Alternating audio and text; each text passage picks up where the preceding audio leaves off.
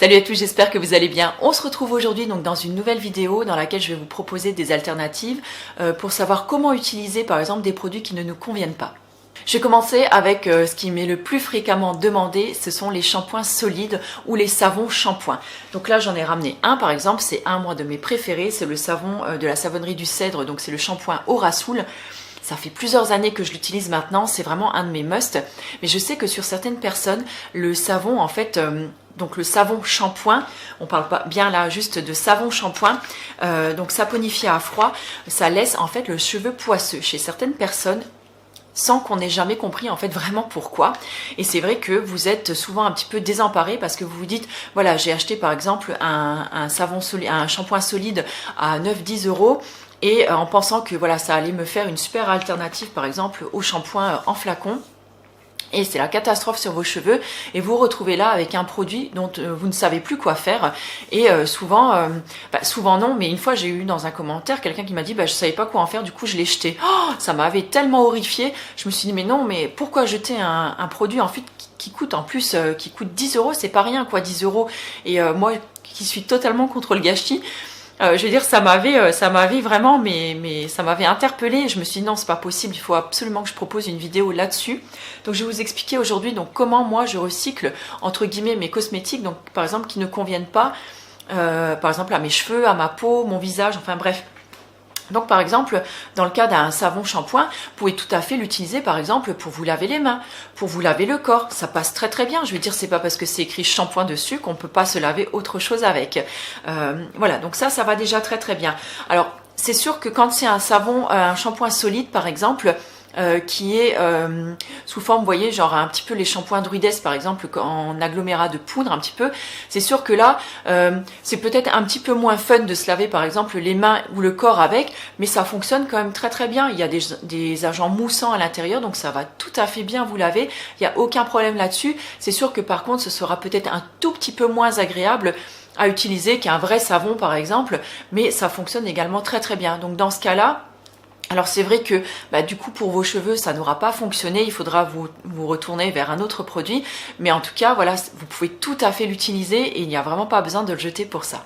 On va continuer ensuite avec les personnes qui utilisent encore par exemple du shampoing liquide. Donc c'est mon cas, je sais que j'ai toujours un shampoing liquide donc dans ma salle de bain, puisque c'est le shampoing liquide, je trouve c'est celui qui est le mieux pour rincer en fait les bains d'huile.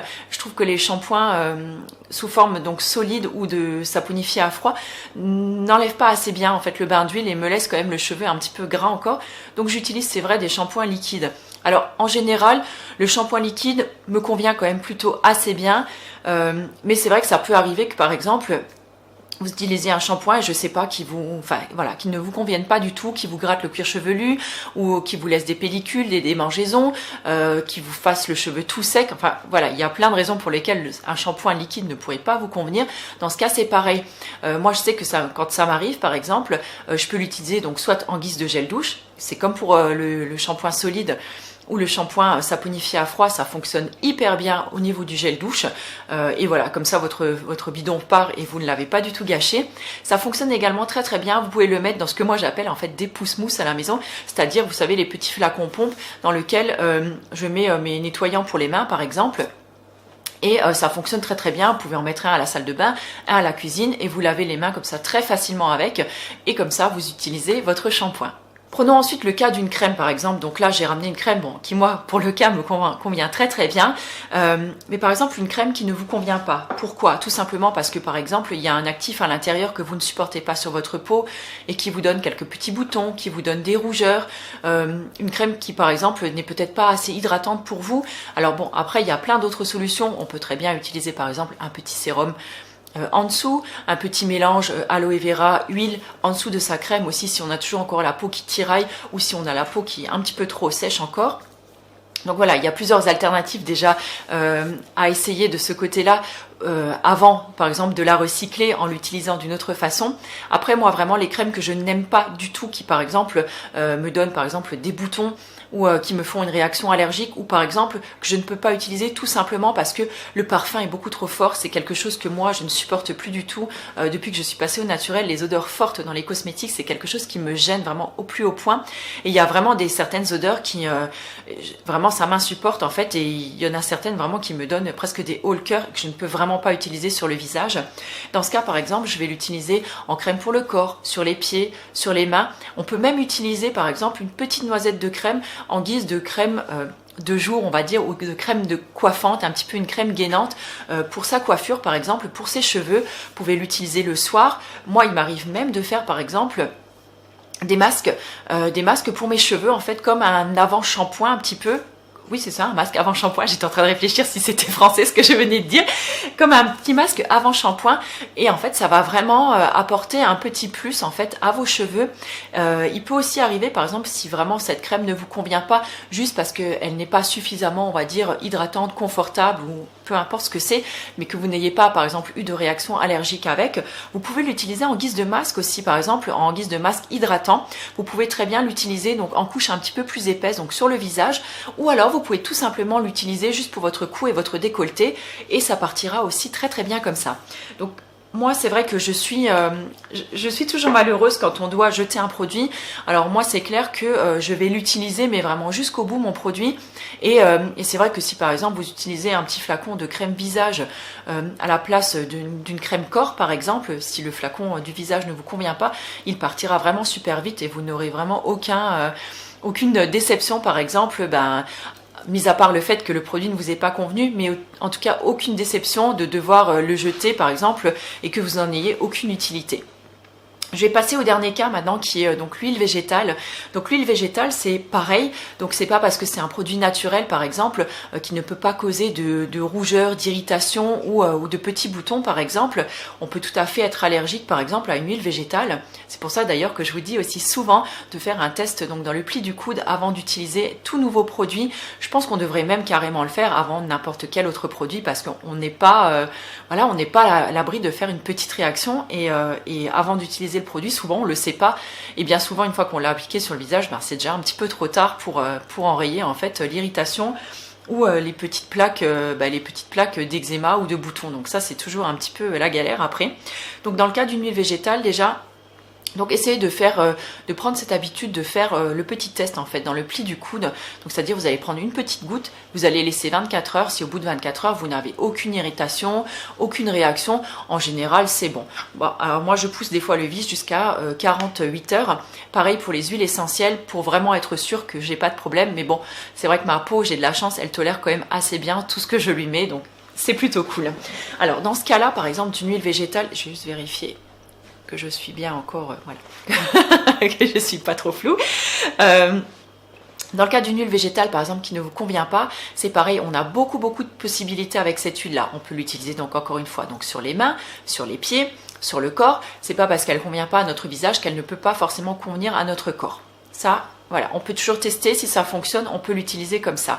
Moi, je l'utilise également beaucoup après en bain d'huile sur mes cheveux, ou juste pour nourrir un petit peu mes cheveux tous les jours, par exemple, mélanger à une petite pointe de gel d'aloe vera. Voilà, je mélange ça directement dans ma main, j'applique ensuite sur mes cheveux. Alors, je fais ça en général matin et soir, de toute façon, je vous en reparlerai très bientôt dans une routine cheveux, puisque j'ai eu un gros oui massif pour une routine cheveux, donc c'est plutôt cool et j'ai trop hâte de vous la faire aussi. Donc voilà, alors je regarde en même temps mes petites notes pour être sûre de rien oublier. Et donc moi j'aime beaucoup, comme je vous le disais, l'utiliser sur les cheveux, et j'ai envie aussi de revenir donc sur par exemple des huiles qui sont un petit peu passées.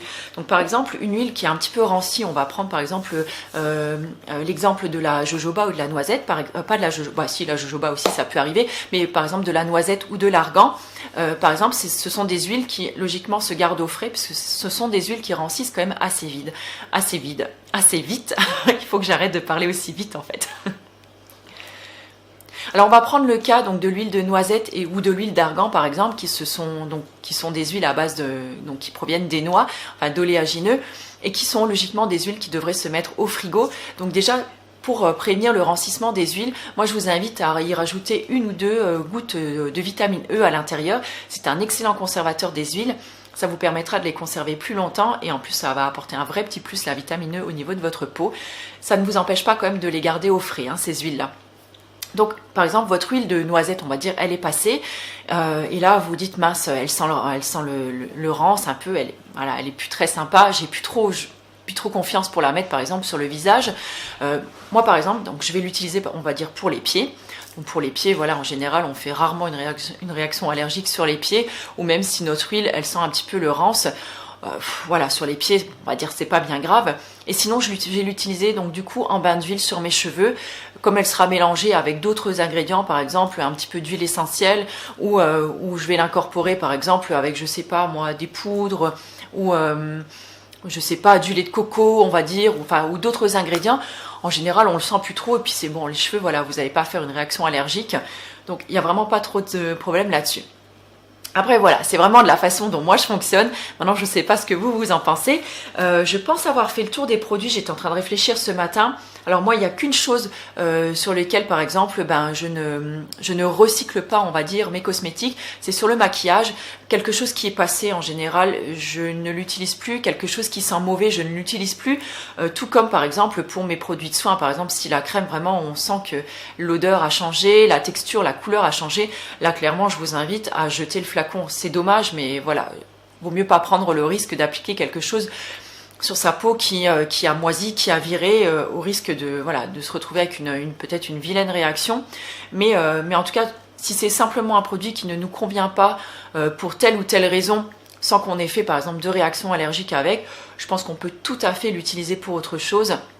Ça évite de jeter son argent, ça évite d'être trop déçu quand même, mis à part le fait que le produit ne nous convenait pas, mais au moins on l'aura utilisé. Voilà, on sera peut-être un petit peu moins triste. Si vous avez vous aussi des petites astuces comme ça à nous partager, n'hésitez pas à nous les mettre en commentaire. J'adore toujours lire vos commentaires. Et comme je le dis souvent, je trouve ça super cool parce que vous répondez entre vous, c'est super bienveillant, c'est toujours plein de bons conseils et franchement j'adore ça. Alors surtout continuez, n'arrêtez pas ça. Écoutez, quant à moi, je pense avoir fait le tour, j'espère juste n'avoir rien oublié. Moi je vous embrasse très très fort et puis je vous dis à très bientôt dans une nouvelle vidéo. Ciao!